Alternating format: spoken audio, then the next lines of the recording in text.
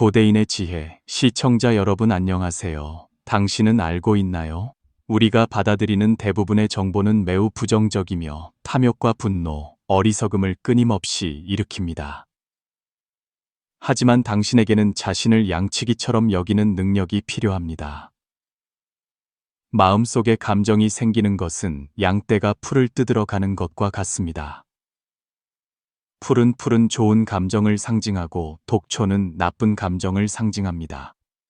양떼가 독초를 먹는 것을 보면 즉시 몰아서 돌아오게 해야 합니다.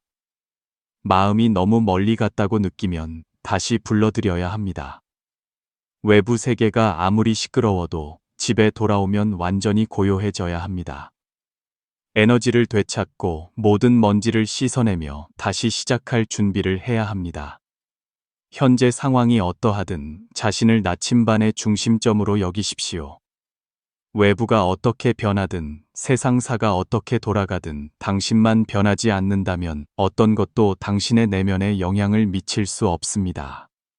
만약 당신이 외부에 휩쓸리게 내버려 둔다면 온갖 번뇌가 찾아올 것입니다. 만약 머릿속에 생각이 너무 많고 걱정으로 불안하며 마음이 멈추지 않는다면 어떻게 해야 할까요? 이는 당신의 에너지가 심각하게 분산되었다는 증거입니다. 우리 안의 모든 생각과 관념은 에너지의 일부입니다.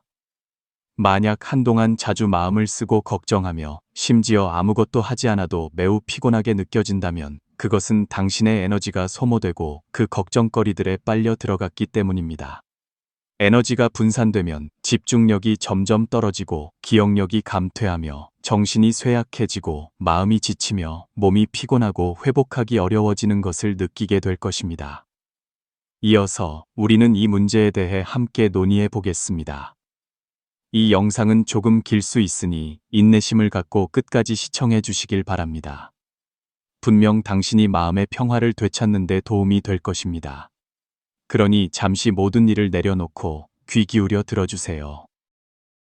증국본도 젊었을 때 자신의 경박한 성격 때문에 고통받았습니다. 나중에 그는 단감을 스승으로 모시고 전공법, 즉 고요함으로 자신을 수양하고 이를 매일의 실천 과제로 삼는 법을 배웠습니다. 과연 그는 자신의 경박함을 고칠 수 있었습니다. 그뿐만 아니라 전공을 연마하면서 그는 예상치 못한 성과도 얻었습니다. 사람이 일단 고요해지면 지혜가 생기고 생각이 명석해지며 문제를 보는 시각도 더 명확해집니다. 고요할수록 사람은 내적인 힘을 갖게 됩니다. 선정은 지혜를 낳고 지혜는 해탈을 낳습니다. 고요함은 우리를 여유롭게 합니다. 고요함은 강한 내면의 표현입니다. 고요함은 외부의 소란에서 벗어나 자신의 세계로 돌아가는 것입니다. 고요해질 수 있을 때만이 영감과 지혜가 생기고 깊이 사색하며 자아를 성찰할 수 있습니다.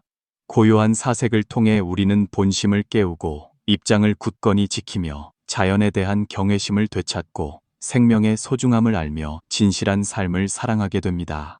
자신이 좋아하는 일에 집중하고 과시할 필요도 다른 사람의 환심을 살 필요도 없이 자신의 세계에서 평안하게 사십시오. 내면이 고요하고 소박한 사람일수록 주변 관계가 맑아지고 삶은 자연스럽게 순조롭고 원만해집니다. 마음을 고요히 할 수만 있다면 모든 것을 이룰 수 있습니다. 일단 고요한 기운을 얻으면 당신은 특별한 에너지를 발산하게 될 것입니다. 삶은 에너지를 받고 발산하는 과정입니다. 음식에서 에너지를 얻는 것 외에 많은 사람들은 우리가 고요함과 허공에서 에너지를 얻어야 한다는 것을 모릅니다. 내려놓고 놓아주는 것이 에너지 스위치를 여는 방법입니다. 고요해지면 당신 안의 차크라가 열릴 것입니다. 마음으로 느끼면 진실이 점점 더 명확하고 믿을 만하다는 것을 알게 될 것입니다. 그때 당신은 우주와 연결될 수 있습니다. 머릿속의 개념들은 전환될 수 있으며 낡은 것을 버리고 새로운 에너지원을 받아들일 수 있습니다. 그것이 바로 깨달음의 상태로 들어가는 것입니다. 에너지는 어디에서 오는가요? 고요함에서, 빈 공간에서 옵니다. 왜 밤에 우리는 잠을 자야 할까요? 왜냐하면 사람도 고요함이 필요하고 뇌도 휴식이 필요하기 때문입니다. 이제 나는 매우 바쁘고 피곤하다는 말이 많은 사람들의 입버릇이 되었습니다. 바쁘고 피곤한 것은 현대인의 보편적인 삶의 상태가 된 듯합니다. 우리는 종종 피곤한 얼굴, 불안한 걱정, 불안정한 마음, 변덕스러운 성미를 봅니다. 도덕경에 이르기를 간섭하지 않으면 천하가 저절로 안정될 것이다. 날이 추워지면 따뜻해지고 날이 더워지면 시원해질 것이다. 고요함이 천하의 법칙이다 라고 했습니다. 어떻게 하면 사람이 번잡함을 버리고 영혼이 돌아갈 곳을 찾아 안락하고 청정한 삶을 살 수 있을까요? 고요함이야말로 도가가 현대 사회에 주는 효과적인 마음의 치료제입니다. 도덕경에서도 말하기를 고요함과 청정함을 지키면 만물이 저절로 조화롭게 운행되며 억지로 하지 않아도 모든 사물의 본질을 관찰하고 꿰뚫어 볼 수 있다고 했습니다. 여기서의 의미는 만약 사람이 자신을 수양하여 허정, 즉 비어있고 고요한 상태에 이르면 도의 청정한 아름다움을 느끼고 세상 만물의 변화 법칙을 통달할 수 있다는 것입니다. 예전의 종교에서는 무릎을 꿇고 기도하거나 잠시 조용히 앉아 있기만 해도 마음이 안정되어 모든 번뇌가 해소될 수 있었습니다. 마치 사람이 병에 걸리면 병원에 가야 하지만 사실 의사나 약이 당신을 낫게 하는 것이 아니라 당신이 휴식을 취함으로써 몸이 스스로 회복하는 것과 같습니다. 약은 단지 보조 수단일 뿐입니다. 이러한 도리들은 모두 정적인 상태의 중요성을 보여줍니다. 그 원리는 수천 년 전 한 사람에 의해 매우 명확하게 설명되었는데 바로 도가의 노자입니다. 노자는 말했습니다. 만물이 분주하게 움직이지만 각기 그 뿌리로 돌아간다. 뿌리로 돌아가는 것을 정이라 하고 정은 명에 복종하는 것이다. 즉, 뿌리는 만물 생명의 근원이며 근원으로 돌아가야 세상이 고요해질 수 있습니다. 그래야만 사람이 생명의 본체로 돌아갈 수 있습니다. 이것이 바로 정적인 상태에 대한 찬양입니다. 하지만 사람은 종종 고요함을 잊고 동적인 상태로 자신을 소모하며 에너지를 고갈시킬 뿐입니다. 에너지가 모두 소진되면 사람도 멸망할 것입니다. 노자는 우리에게 도가에서 수양하는 방법을 가르쳤습니다. 기를 모아 부드러움을 이루면 능히 어린아이와 같이 될 수 있는가? 즉, 몸의 모든 활동을 거두어 부드럽게 하고 완전히 어린아이의 원초적인 상태로 회복하는 것입니다. 머리가 맑아지고 기쁨이 가득하며 힘이 무한해집니다. 도를 배우는 가장 높은 경지는 자아성찰, 즉 자신을 비추어 보는 것이며 심지어 어떤 판단도 내리지 않고 단지 자신의 모든 생각을 비추어 보며 그것들이 얼마나 많은 고통과 번뇌를 낳았는지 보는 것입니다. 예로부터 이 점을 명확히 말할 수 있는 사람은 드물었습니다. 누구나 복잡한 문제를 처리해 본 경험이 있습니다. 여러 번 생각해도 답이 나오지 않지만 잠시 마음을 고요히 하면 즉시 아이디어가 떠올라 문제를 해결할 수 있는데 이것이 바로 정적인 상태의 효과입니다. 그러므로 복잡한 문제에 직면했을 때 가장 먼저 해야 할 일은 마음을 고요히 하고 아무 생각도 하지 않는 것입니다. 선정은 지혜를 낳습니다. 이 지혜는 안정에서 생깁니다. 전공의 핵심은 정적인 경지에 들어가는 데 있습니다. 경지에 들어가려면 먼저 일념으로 마음이 혼침에 빠지지 않도록 해야 합니다. 산란함이란 무엇인가요? 생각이 어지럽혀져 동쪽 일을 생각했다가 서쪽 일을 생각하는 것입니다. 혼침은 머리가 맑지 않고 몽롱하며 졸린 상태입니다. 노자는 도덕경에서 말했습니다. 허를 지극히 하고 정을 독실히 지키면 만물이 함께 작용하는 것을 내가 그것으로서 본다. 즉, 정을 근본으로 삼고 정에서 만물의 생성을 관찰하면 모든 것이 근원으로 돌아간다는 것입니다. 이것이 도가의 수행 원칙이자 방법입니다. 이 원칙을 벗어나면 조만간 천도에서 벗어나게 될 것입니다. 도를 닦고 정좌를 배우려는 사람은 반드시 도덕경을 깊이 읽고 이해하여 진정한 방법을 통달해야 합니다. 정좌는 두 가지 형태로 나뉩니다. 하나는 전문적인 정좌인 좌선입니다. 가장 높은 형태는 두 다리를 결가부좌하고 만 가지 인연을 내려놓으며 단 한 생각에 바로 고요해질 수 있는 것입니다. 둘은 동중정, 즉 움직임 속에서 마음의 고요함을 지키는 것으로 동선이라고도 합니다. 예를 들어 먹을 때는 먹는 일에 집중하고 걸을 때는 걷는 일에 집중하며 일할 때는 전심전력으로 일에 몰두하는 것입니다. 세속적인 삶에서 사람은 번뇌와 욕망을 피하기 어렵고 칠정육욕에 지배되어 온갖 잡념이 생겨납니다. 평소에는 깨닫지 못하지만 일단 앉아서 눈을 감으면 잡념이 미친 야생마 떼처럼 날뛰어 제어하기 어렵습니다. 그래서 수행자는 자신의 의지로 끊임없이 잡념을 몰아내고 마침내 야생마를 길들여야 합니다. 그 야생마를 길들이는 과정이 바로 진기가 발생하는 과정이며 공부가 향상되는 과정이자 신체가 회복되는 과정입니다. 이어서 우리는 이 두 가지 정좌 형태에 대해 논의해 보겠습니다. 잡념을 제거하는 효과적인 방법. 잡념이 일어나고 입정하기 어려울 때는 장자의 심재를 더 많이 읽으십시오. 그 속에서 장자는 심재, 즉 영적인 재계와 예재, 즉 형식적인 재계를 구분하며 심재가 잡념을 치료하여 마음을 순이라고 밝게 만들어 그럼으로써 대도를 이해하게 하는 약이라고 여겼습니다. 인간세 편에는 한 우화가 나옵니다. 안회가 공자에게 위나라의 독단적인 국군에 대처하는 방법을 묻자 공자는 그에게 먼저 심재를 실천하라고 권하며 이것이 의리에 따른 재계가 아니라 정신적인 재계임을 분명히 했습니다. 안회가 묻기를 감히 묻겠습니다. 심재란 무엇입니까? 공자가 답하기를 일념의 경지에 도달했다면 귀로 듣지 말고 마음으로 들어라. 마음으로 듣지 말고 귀로 들어라. 귀는 듣는 데서 그치고 마음은 판단에서 그친다. 오직 기, 즉 만물과 조화를 이루며 기다리는 것만이 지극히 텅 빈 도이다. 그것을 심재라 한다.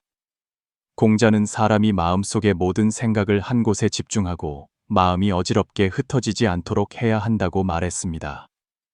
생각이 모이면 자각으로 듣기 시작하되 귀로 듣는 것이 아니라 마음으로 듣는 것입니다.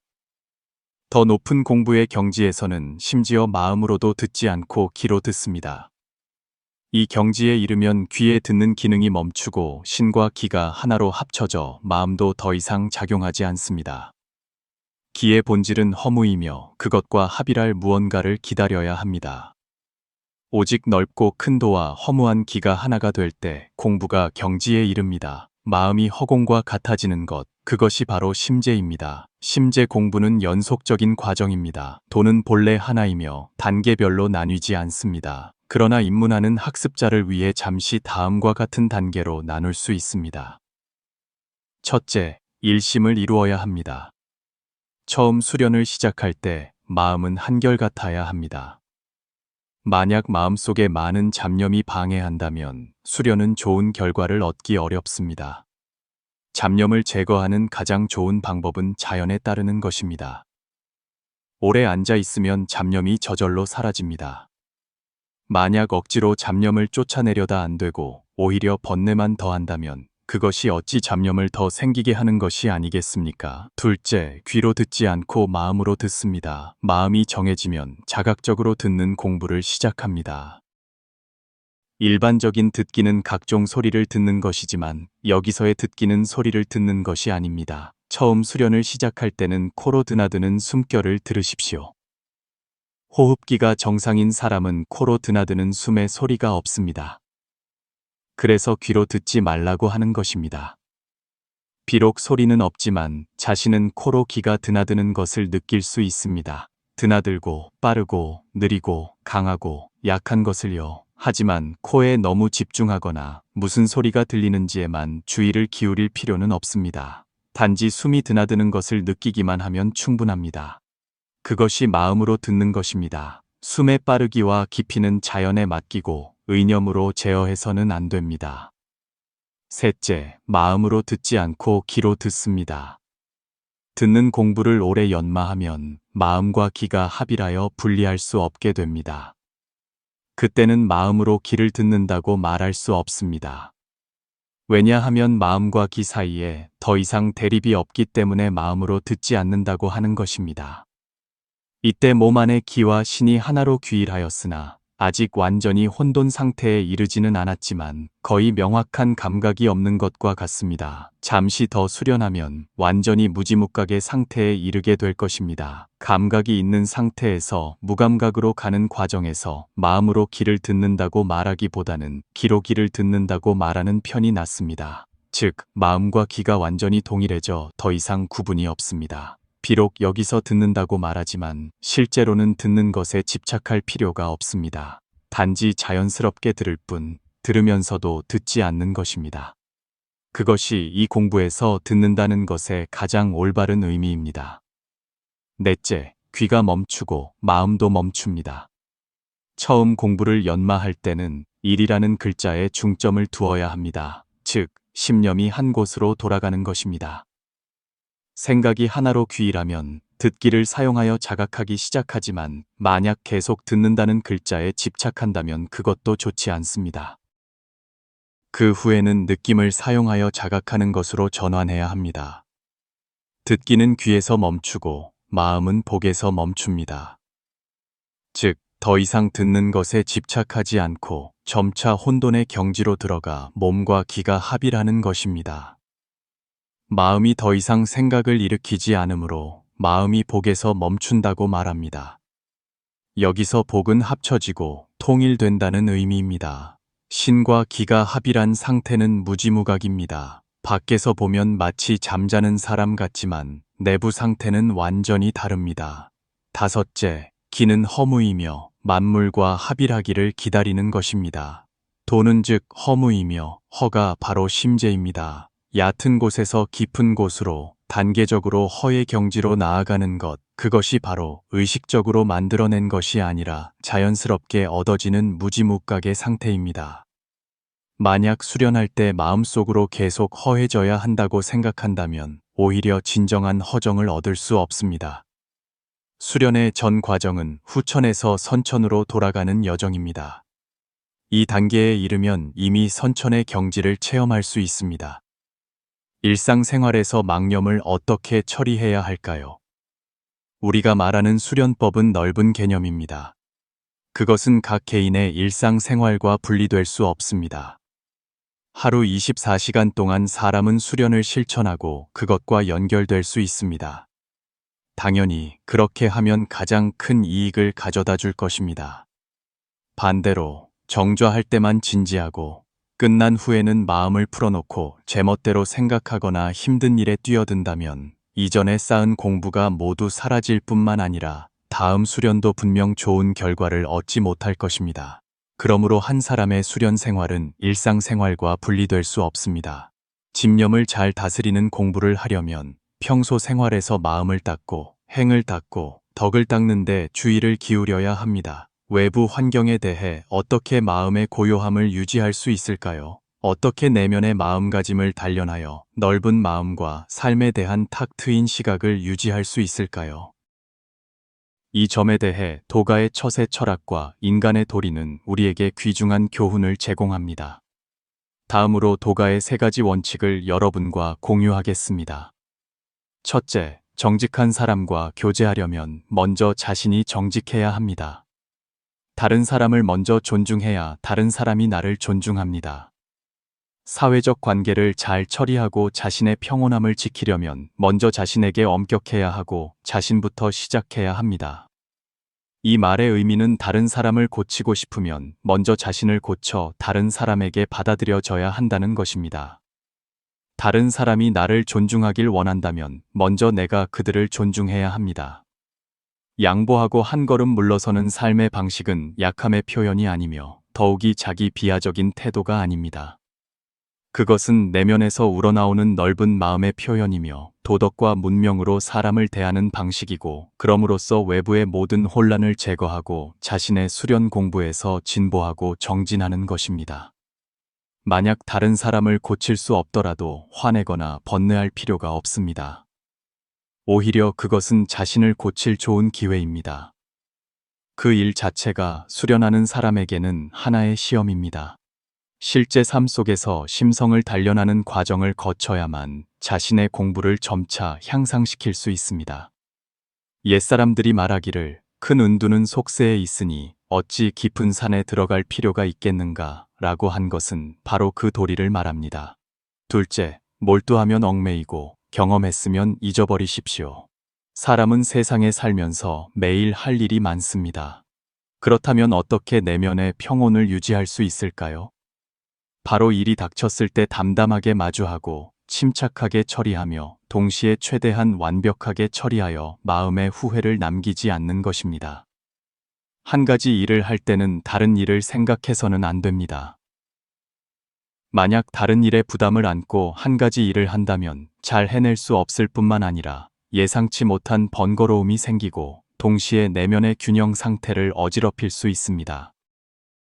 일이 끝난 후 여유 시간이 생기면 그 일을 완전히 잊어버려야 합니다. 마음속에 어떤 부담도 남기지 않고 마치 그 일이 일어나지 않은 것처럼 여기는 것입니다. 그래야만 일이 지나가고 마음은 더럽혀지지 않는다는 경지에 이를 수 있습니다. 마음이 어떤 일에도 지배받지 않고 사상에 부담이 없으면 잡념도 보이지 않게 줄어들어 수련 공부가 향상될 것입니다. 셋째, 얻어도 기뻐하지 않고 잃어도 슬퍼하지 않습니다. 보통 사람은 무언가를 얻으면 기뻐하고 무언가를 잃으면 슬퍼합니다. 그렇게 되면 자신의 마음을 외부 환경의 노예로 만들고 스스로 주인이 되지 못하면서도 그것을 깨닫지 못합니다. 수련하는 사람은 고상하고 청정하며 티끌에 물들지 않는 내면을 유지하고 만물을 없는 것처럼 여겨야 합니다. 얻었다고 기뻐하지 않고 잃었다고 슬퍼하지 않습니다. 이른바 화나복은 문이 없어 사람이 스스로 불러들이는 것입니다. 사람이 얻었다거나 잃었다고 화나복이라고 여기는 것들은 사실 모두 자기 마음속의 생각이 만들어낸 것이며 진정한 본성을 가리는 것입니다. 더욱이 얻음과 잃음, 화와 복의 관계는 절대적이지 않고 서로 전환될 수 있습니다. 노자는 일찍이 말했습니다. 화는 복이 깃드는 곳이요, 복은 화가 숨어 있는 곳이다. 고대 역사 속의 사형지마 이야기는 명확한 증거입니다. 변방의 한 노인이 말을 잃어버리자 이웃들이 와서 위로했습니다. 노인은 담담하게 말했습니다. 이것이 오히려 좋은 일이 될지 누가 알겠소. 그 후 그 말이 돌아오면서 다른 말 한 피를 더 데려왔습니다. 이웃들이 와서 축하하자 노인은 또 말했습니다. 이것이 꼭 좋은 일이라고 할 수는 없소. 과연 그의 아들이 새말을 타다가 떨어져 다리가 부러졌습니다.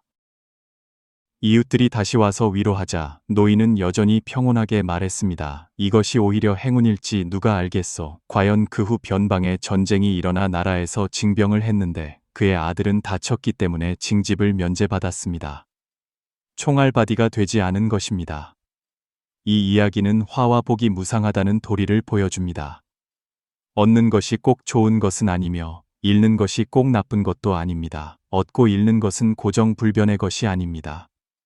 핵심은 몸과 마음이 외부 환경에 지배되어서는 안 된다는 것입니다.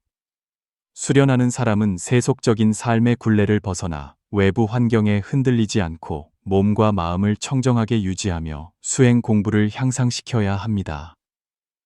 위에서 제시된 점들로 볼 때 독에 따른 수련은 일반적인 기공 수련과 다름을 알 수 있습니다. 수련은 먼저 사람이 도덕적인 사람이 되고 고상한 사람이 될 것을 요구합니다. 다시 말해 먼저 좋은 사람이 되어야 하고 인도를 달성한 후에야 선도를 닦을 수 있습니다. 수련에는 엄격한 도덕적 기준이 있습니다. 즉 인도는 천도를 달성하기 위한 기초입니다. 덕이 없으면 도를 이룰 수 없습니다.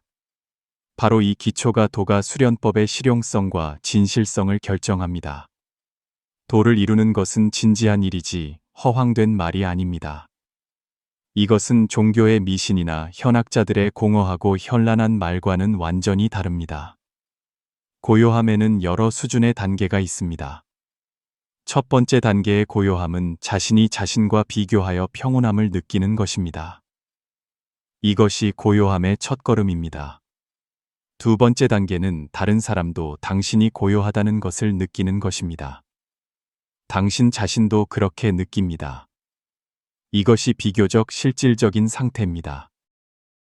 어떤 사람은 전혀 고요하지 않으면서도 저에게 말합니다. 선생님, 저 꽤 고요한데요.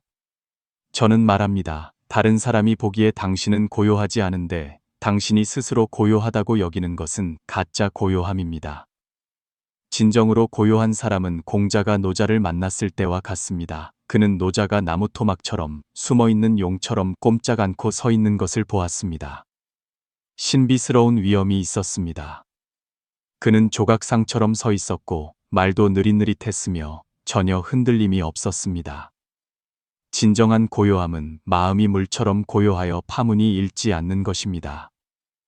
세 번째 단계의 고요함은 무의식적인 반사를 없애는 것입니다. 어떤 사람은 욕 한마디를 들으면 즉시 화를 내며 생각할 시간조차 없습니다. 이는 그들 마음 깊은 곳이 아직 고요하지 않다는 것을 증명합니다. 여러 번의 성찰을 거쳐야만 청정함을 얻을 수 있습니다. 많은 사람들이 고요할 수 없는 이유는 마음속에 너무 많은 쓰레기, 즉 잡념과 부정적인 감정을 담고 있기 때문입니다. 그들은 너무 쉽게 화를 내서 화를 내지 않을 수 없습니다. 원하지 않더라도 해당 부정적인 감정들을 모두 없애고 그것들을 꿰뚫어 보아야만 진정으로 평온해질 수 있습니다. 그래서 옛사람들은 청정이라는 두 글자를 만들었습니다. 마음속 쓰레기를 청소하지 않으면 결코 고요해질 수 없습니다. 맑기만 하고 고요하지 않으면 부족합니다. 맑고 투명하면서도 고요하고 평안해야 진정한 고요함의 경지에 이릅니다. 네 번째 단계이자 가장 높은 단계는 더 이상 분별이 없고 관점에 집착하지 않으며 선악, 옳고 그름, 아름다움과 추함의 구분이 없는 상태에 이르는 것입니다.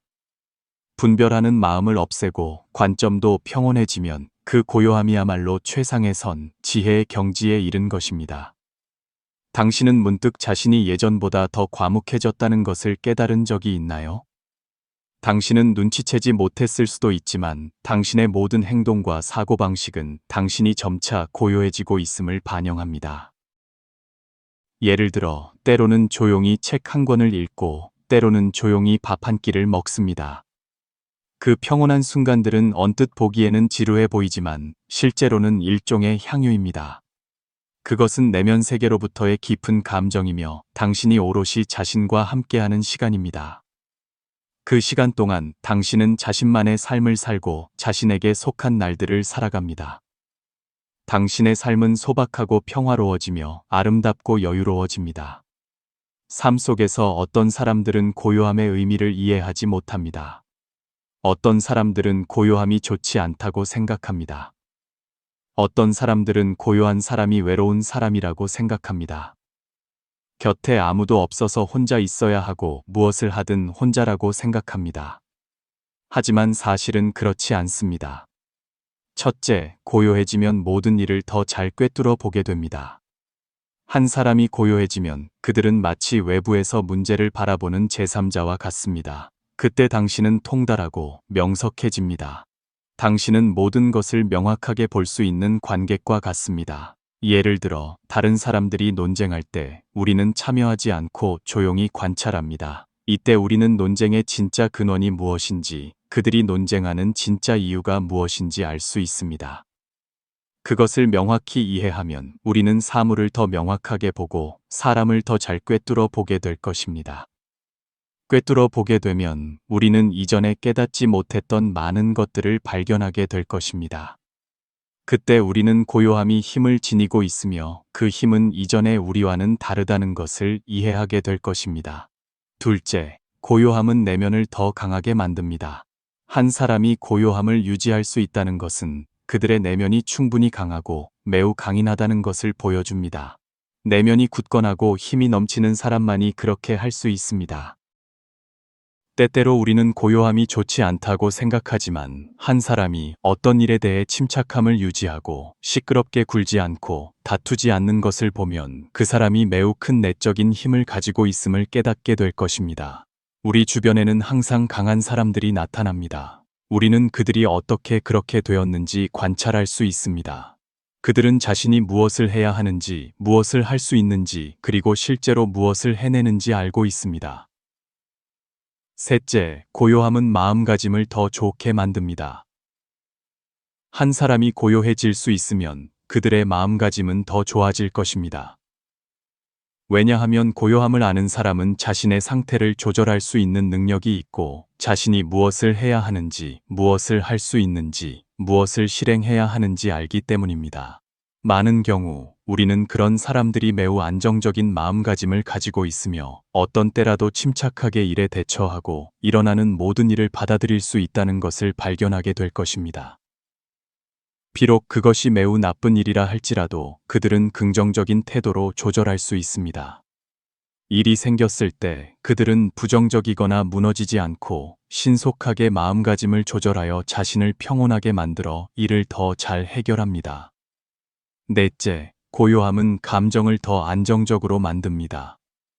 때때로 우리의 감정은 매우 나쁘지만 자세히 관찰하면 고요함을 유지할 줄 아는 사람들은 감정이 매우 안정적이라는 것을 알 수 있습니다. 그들은 감정을 제어하는 방법을 알고 부정적인 감정이 생겼을 때 쉽게 밖으로 표출하지 않으며 자신의 감정뿐만 아니라 다른 사람의 감정도 매우 중시합니다. 그들은 분노가 순간적으로는 시원할 수 있지만 관계를 손상시키고 일을 더 악화시키기 쉽다는 것을 이해합니다. 그래서 그들은 감정을 제어할 줄 압니다. 감정을 억제할 줄 아는 사람은 성을 차지한 장수보다 더 강합니다. 사실 우리가 삶의 온갖 것을 다 겪어봐야 인생이란 것도 이렇게 단순하다는 것을 깨닫게 됩니다. 바람은 먹고 싶으나 마음이 평온하지 않고 마음은 평온하고 싶으나 바람이 멋지 않습니다. 마음의 풍경이 곧 풍경입니다. 많은 경우 한 사람이 마음의 풍경을 얻는 것은 그가 외부로 흩어진 모든 것을 거두어들여 자신에게로 돌아올 때입니다. 오직 고요할 때 우리는 근원으로 돌아갈 수 있습니다. 내면이 흔들릴 때 우리의 모든 행동은 잘못됩니다. 왜냐하면 그때 우리는 종종 대항하는 상태에 있기 때문입니다. 관계에서의 대항, 감정과의 대항, 우리는 이것을 원하고 저것을 원하지 않으며 이것을 좋아하고 저것을 싫어하며 이것이 필요하고 저것을 바랍니다. 우리 안에 고요한 에너지는 마음이 지배당하면 흐르기 매우 어렵습니다. 오직 외부 환경의 영향을 받지 않을 때, 우리 마음이 부동심을 유지할 때 마치 거울 같은 한 잔의 물처럼 그때 내적인 지혜가 발현됩니다. 왜냐하면 마음이 맑고 명확하며 지혜로워졌기 때문입니다. 우리가 완전히 이완된 상태에 있을 때 하늘과 땅의 에너지가 우리 몸으로 흘러 들어올 수 있습니다. 사람이 고요함에 이르면 지혜가 생겨나고 모든 일에 대한 생각이 깊어집니다. 그때 지혜는 우리에게 무엇을 해야 할지, 어떻게 말해야 적절할지, 어떻게 행동해야 적합할지를 알려줄 것입니다. 적합하고 알맞은 것은 당신의 영혼이 맑고 청정해졌을 때 자연스럽게 나타나는 것입니다. 그러므로 삶 속에서 당신의 마음을 부동심처럼 두십시오. 외부 환경이 당신을 흔들게 두지 마십시오. 그때 당신은 지혜로운 사람이 될 것입니다. 끝까지 시청해 주셔서 감사합니다. 오늘 이 공유가 당신에게 도움이 되었다면 저를 응원하는 의미에서 좋아요 버튼을 한번 눌러주시고 고요함으로 돌아가다라는 한마디로 화답해 주세요. 당신이 생명의 근원적인 힘을 되찾고 번뇌와 고통에서 벗어나기를 바랍니다. 아직 채널을 구독하지 않으셨다면 오른쪽의 구독 버튼을 눌러 우리와 더 깊이 연결해 주세요. 함께 기쁘게 선한 지식을 전파하여 무량한 공덕을 쌓읍시다.